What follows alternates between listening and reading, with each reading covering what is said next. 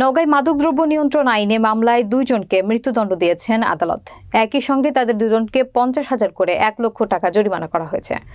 রানীনগর প্রতিনিধি কাজী আনিসুর রহমানের পাঠানো তথ্যচিত্রে থাকছে বিস্তারিত। বুধবার বেলা 11:30টার দিকে জেলা ও দায়রা জজ আবু শামীম আজাদে রায় ঘোষণা করেন। মৃত্যুদণ্ডপ্রাপ্তরা হল চাঁপাইনবাবগঞ্জ জেলার গড়াইপাড়া গোরস্থান ঈদগাহ এলাকার মোস্তাজ আলী মন্টুর ছেলে লিটন মিয়া ও চর বাগডাঙ্গা এলাকার আলাউদ্দিনের ছেলে ইউসুফ আলী। মামলার সংক্ষিপ্ত বিবরণীতে জানা গেছে, 2023 সালের 18 আগস্ট রাতে গোপন তথ্যের ভিত্তিতে র্যাব 5-এর সদস্যরা নওগাঁর পত্নীতলা উপজেলার নির্মল ইউনিয়নের সরাইডাঙ্গা গ্রামের ছাতলতলা ব্রিজের উপর একটি ট্রাক্টরের পেছনে টুলবক্সের ভেতর থেকে 700 গ্রাম হেরোইন উদ্ধার করে।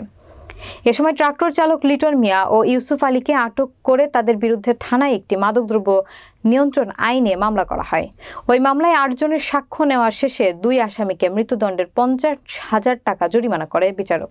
তাদের ট্রাক্টর মহেন্দ্র ট্রাক্টর এবং যাদের বাড়ি হলো চাঁপাইনবাবগঞ্জ, তারা অসৎ উদ্দেশ্যে মাদক পরিবহন করতেছিল মহেন্দ্র ট্রাকের টুল বক্সের মধ্যে, এবং গোপন সংবাদের প্রেক্ষিতে র্যাব সংবাদ পান এবং তাদের 2 জনকে ধৃত করেন এবং তাদের যৌথ দখল থেকে এই 700 গ্রাম হেরোইন উদ্ধার করছেন।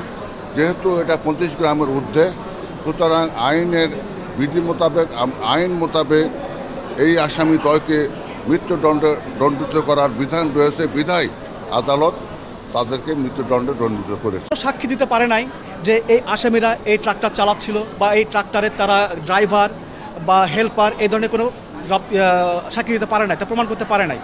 এছাড়া সবচেয়ে রিলেভেন্ট বিষয় হলো যে মাদক জব্দ করা হয়েছে এবং যে মাদকের এক্সপার্ট রিপোর্ট নেওয়া হয়েছে সেটা সম্পূর্ণ গরমিল রয়েছে, যেটাকে আমরা বিগতে বোঝাবার চেষ্টা করেছি, হয়তো বা বিগত সেটা বুঝতে পারেন নাই।